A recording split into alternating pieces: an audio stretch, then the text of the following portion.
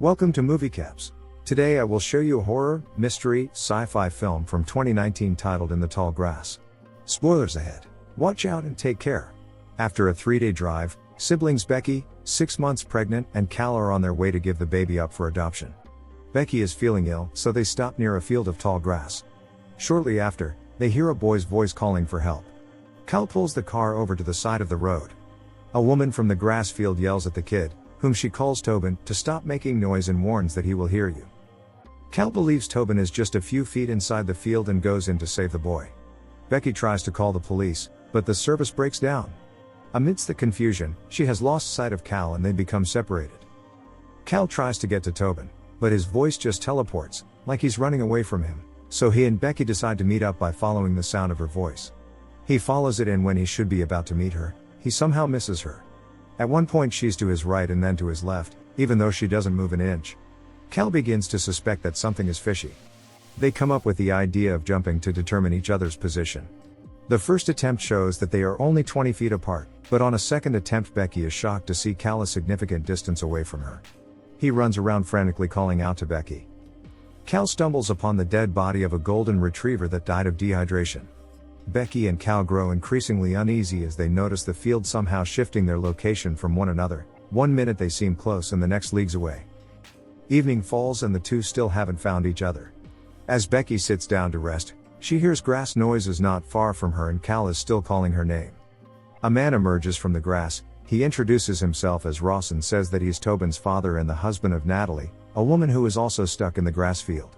He asks Becky to follow him, saying she'll be safe with him. Despite her reservations, Ross convinces her and says he will help her find her brother.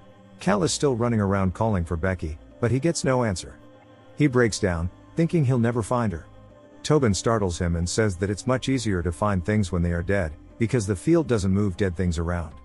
As the boy buries the crow, he tells Cal that he didn't lure him in, he was lured in by a man himself and that Becky will die soon.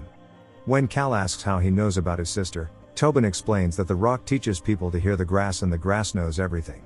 Tobin decides to show Cal where Becky is.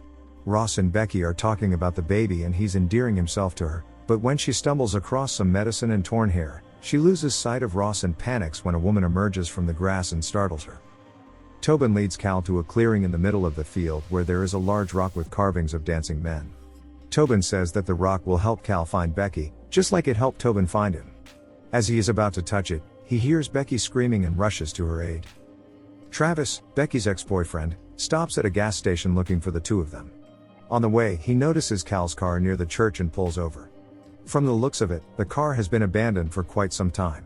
On the road, he finds Becky's book and decides it would be a good idea to look for her in the grass. Travis heads towards the sun, using the grass to mark his path so he can return. But after he continues walking, the grass regenerates and he realizes that he is no longer walking towards the sun. It is a maze of grass that is constantly shifting. As night falls, Travis lies down exhausted. He is startled to hear noises. It was Tobin lurking nearby. Tobin tells him to be quiet as they hear other people being distressed. He explains that there are parallel universes where people get stuck in the same tall grass, but it has nothing to do with them. Travis is confused, but Tobin obviously knows him and is also confused that Travis doesn't remember him. He recites facts about him and that he's looking for Becky. Tobin agrees to show him where she is. They start running through the grass, staying as close as possible. Tobin points out a body, says it's Becky, and takes off. Travis finds a necklace that confirms it's her. The next morning, Travis is roaming the grass when he hears a family talking and calls to them for help. He recognizes a boy's voice as Tobin's. It turns out Natalie and Ross are there too. The dog runs into the grass and the whole family goes after him. Travis tries to tell them not to come in, but it's too late.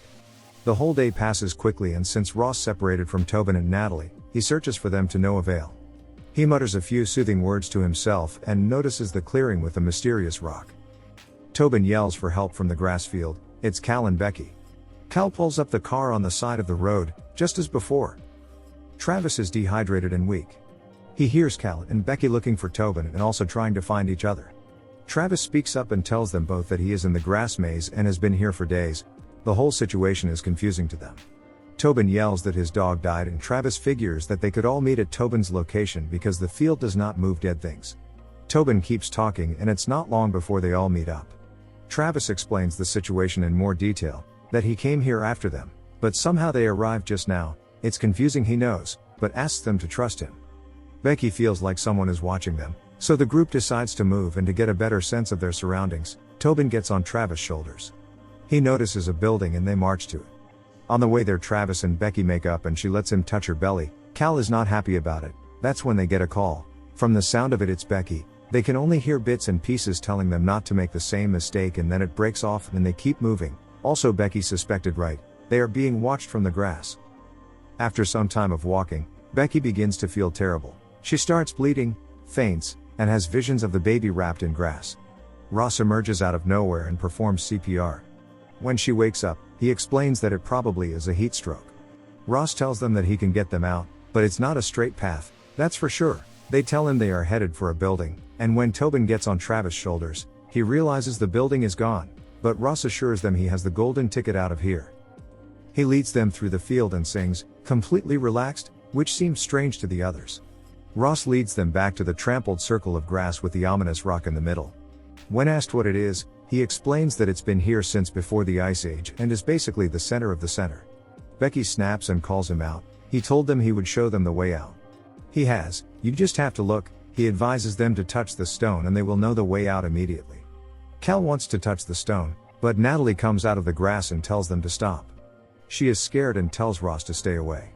She tells the rest of the group that he's lying and is shocked to see Becky because she saw her dead. Ross tries to make it seem like she is delusional. Becky has more visions of grass people and Ross, who no longer looks human. She asks them to leave and take Natalie with them, but Ross just tells them to touch the rock and then they'll immediately know what he's talking about. Travis tells him to let them go. Or what? Asks Ross, and the wind disappears. He starts to intimidate them to touch the rock. Travis lunges at Ross, but he overpowers him and dislocates his shoulder. He then takes Natalie and tells his son that it's only flesh and flesh is grass and crushes her skull. Frightened, they run back into the grass. Tobin notices the dog and they all run after him and happen to arrive at the building they were trying to find earlier.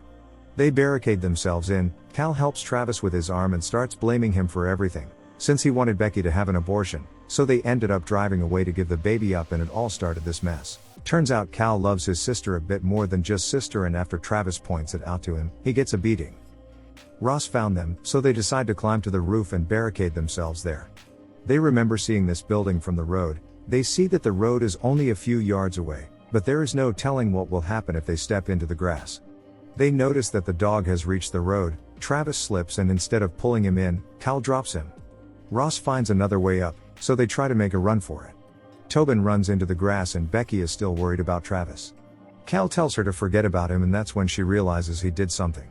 She runs away from him and Ross catches up to Cal. As if he can read his mind, he tells him what's going through Cal's head. He storms off. You can run through the grass, but you cannot hide.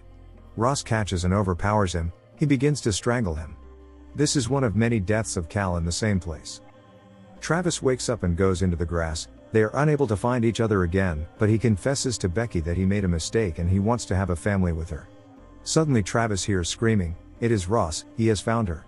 As Ross puts her down, she finds a pair of nail scissors and stabs his eye. This is the opportunity for her to run away. A huge rain starts and Becky notices grass creatures all around her. The creatures carry her to the trampled grass circle with the ominous stone. She pulls out her phone and calls her past self, telling her not to make the same mistakes again and to end the loop. Becky begins to feel pressure, and from the carvings on the stone it seems the grass creatures want her to have a premature birth and use the baby as a sacrifice. The ground sinks in and it is revealed that huge roots are coming out of the stone and the people as if they are stuck to the ground. Becky wakes up disoriented, with Cal giving her some water to drink. He shows her the baby, just out of the oven and baked just right. He feeds her. When she asks what she's eating, he says it's just grass. It turns out it's not grass and it was not Cal, it was Ross. Sometime later, Travis finally finds his way to the clearing, Becky lying there unconscious. Tobin explains to him that Ross killed the baby and Cal is dead too. He's afraid this loop will never stop. His father will keep killing them over and over again. Travis calls on Ross to come out and is ambushed. Two of them fight, with Ross picking a sharp bone out of the mud and stabbing Travis. Ross picks Tobin up and forces him to touch the rock, but Becky comes to her senses and pokes out Ross's other eye. Travis starts bashing Ross's head against the rock, but he throws him off. Eventually Travis overpowers Ross and strangles him with grass. He notices that Becky has died. Enraged, Travis touches the stone, the sky turns red and he begins to feel the grass envelop him. The whole field becomes clear to him. He tells Tobin to follow him, he gives him Becky's necklace and tells him not to let her in and pushes him out of the grass field. Tobin is in the church, he walks out into the sunny day, sees Cal's car parked on the side of the road and another Tobin screaming for help from the grassy field. Tobin rushes to them and begs them to just leave. He shows Becky the same necklace she has and tells her it's from Travis. Becky shows it to Cal and they agree to leave. Becky decides to turn around and keep the baby, finally stopping the loop.